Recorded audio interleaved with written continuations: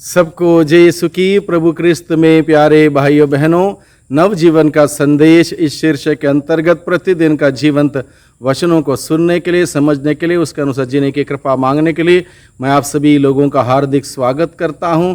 आज अक्टूबर की 6 तारीख है, शुक्रवार है, और आज के दिन का मुख्य विषय है प्रभु हर एक व्यक्ति को पश्चाताप करने के लिए, अपने जीवन में सुधार लाने के लिए, परिवर्तन लाने के लिए, प्रभु के वचन के अनुसार जीवन व्यतीत करने की कृपा मांगने के लिए प्रभु हम सबों को बुलाता है, क्योंकि प्रभु निरंतर हम सबों के जीवन में कार्य करता है, अपनी आशीषें बरसाता है, अपनी बरकत हमें प्रदान करता है। हर कदम कदम में वो हमारे साथ है, हमारी रक्षा करता है।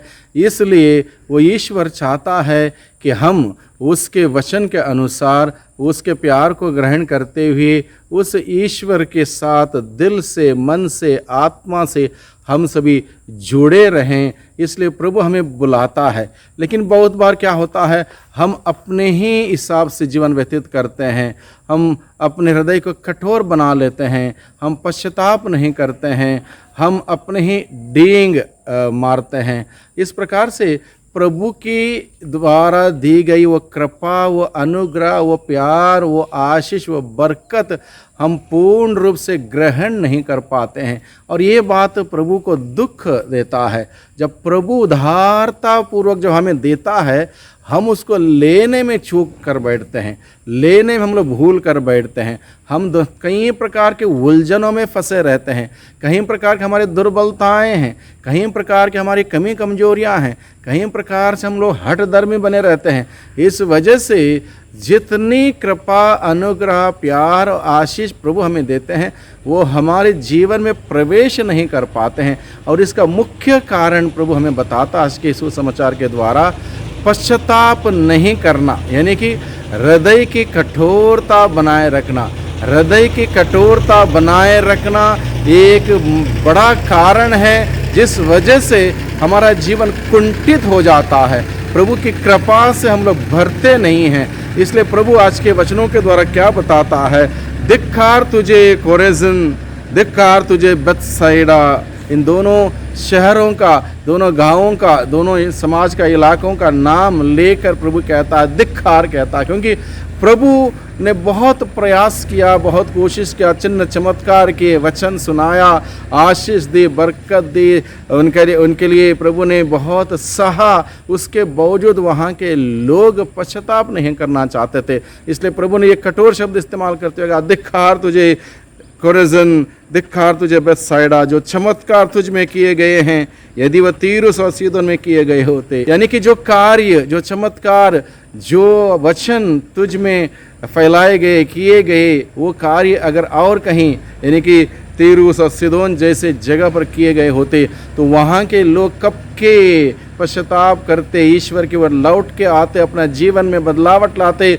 परिवर्तन लाते, सोच में, विचारों में, कार्यों में वो नयापन लाते। लेकिन इस दो शहर के लोगों ने, कोरेजिन और बेथसाइदा के लोगों ने कहीं से भी प्रभु का वचन उनके अंदर प्रवेश होने नहीं दिया, प्रभु का संदेश ग्रहण नहीं किया, कहीं से भी वो झुके नहीं, कहीं से भी विनम्र नहीं बने। अपने हृदय की कठोरता उन्होंने बनाए रखी, बरकरार रखी, जिस वजह से प्रभु की आशीष उनके जीवन में नहीं आती है। और ना केवल प्रभु की आशीष नहीं आती है, प्रभु को स्वयं इस बात से दुख होता है, ये लोग हृदय से कठोर हैं, हठधर्मी हैं। इसलिए प्रभु ने इस शब्द को इस्तेमाल करते हुए कहा, धिक्कार तुझे कोरेजिन, धिक्कार तुझे बेथसाइदा। जो चमत्कार तुझ में किए गए हैं, यदि वे तीरुस और सीदोन में किए गए होते, तो उन्होंने ना जाने कब से टाट ओढ़ कर, भस्म रमा कर पश्चाताप किया होता। इसलिए न्याय के दिन तुम्हारी दशा की अपेक्षा तीरुस और सीदोन की दशा कहीं अधिक सहनीय होगी।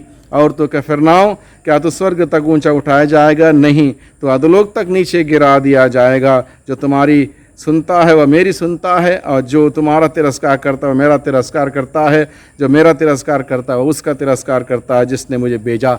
यानी कि प्रभु क्या कहता है, जो प्रभु का तिरस्कार करता है, प्रभु के वचनों का तिरस्कार करता है, प्रभु का प्यार का तिरस्कार करता है, उस व्यक्ति की कोई खैर नहीं, उस व्यक्ति की कोई खैर नहीं, क्योंकि ईश्वर को ही टुकरा देना, ईश्वर के वचन को टुकरा देना, ईश्वर की कृपा को टुकरा देना, ईश्वर के आशीषों को टुकरा देना, अपने हृदय को कठोर बनाए रखना, यह निश्चित रूप से मनुष्य को विनाश की ओर ले चलेगा। इसलिए प्रभु नहीं चाहता है कि कोई भी मनुष्य विनाश की ओर जाए, बर्बाद हो जाए। प्रभु नहीं चाहता। इसलिए प्रभु भले ही कठोर शब्द इस्तेमाल करते हैं, कठोर शब्द इस्तेमाल करते बुलाता है पश्चाताप के लिए, मन परिवर्तन के लिए, जीवन में बदलावट के लिए प्रभु बुलाता है। इसलिए प्रभु कहता है, तीरूस और सीदोन का उदाहरण देते हुए कहता, अगर उनके यहाँ ऐसे कार्य किए होते तो वे लोग कब के पश्चाताप करते, प्रभु की ओर लौट के आते। इसलिए उनकी दशा अंतिम समय न्याय के दिन कहीं अधिक सहनीय होगी, क्योंकि उन्होंने पश्चाताप किया और यहाँ पर कुछ लोगों ने पश्चाताप नहीं किया। इस छोटे से उदाहरण के द्वारा भाइयों बहनों, प्रभु हम सबों से क्या कहता है, अगर हम भी बेथसाइदा, कोरेजन और ऐसे जगह की भांति, वहाँ के लोगों के भांति अपना हृदय को कठोर बनाए रखेंगे, कहीं से भी प्रभु को ग्रहण नहीं करेंगे, प्रभु का तिरस्कार करेंगे, प्रभु का वचन का तिरस्कार करेंगे, संस्कारों का तिरस्कार करेंगे और बहुत सारे प्रभु की कृपाओं को तिरस्कार करेंगे, निश्चित रूप से हम लोग बर्बादी की ओर हैं, प्रभु के रास्ते पर नहीं हैं। इसलिए प्रभु हमें सिर्फ और सिर्फ यही कहता है, हम प्रभु के रास्ते पर आएँ, प्रभु के वचनों पर आएँ, प्रभु का जीवन ग्रहण करें, प्रभु का जीवन जिएं, प्रभु की गवाही बने, प्रभु की साक्षी बने और इस प्रकार से इस दुनिया में हमारे जीवन के द्वारा दुनिया को प्रभु का प्यार बांटें, प्रभु की दया और क्षमा बांटें। आज भी प्रभु कितना दयालु है, कितना सहनशील है, कितना प्रेममय है, इस बात को हम लोग एक दूसरे के साथ बांटें, बताएं और इस प्रकार से प्रभु के नाम की महिमा करें। इसी कार्य के लिए प्रभु हमें बुलाता है। इसलिए भाइयों बहनों, आइए आज के दिन में हम प्रभु के वचनों के लिए प्रभु को धन्यवाद दें, प्रभु से प्रार्थना करें कि प्रभु हम सबों को उसके वचनों के अनुसार जीने के लिए कृपा, शक्ति, सामर्थ्य प्रदान करें। प्यारे प्रभु जी, धन्यवाद देते हैं। प्यारे प्रभु जी, पश्चाताप हर एक व्यक्ति के लिए कितना कठिन है।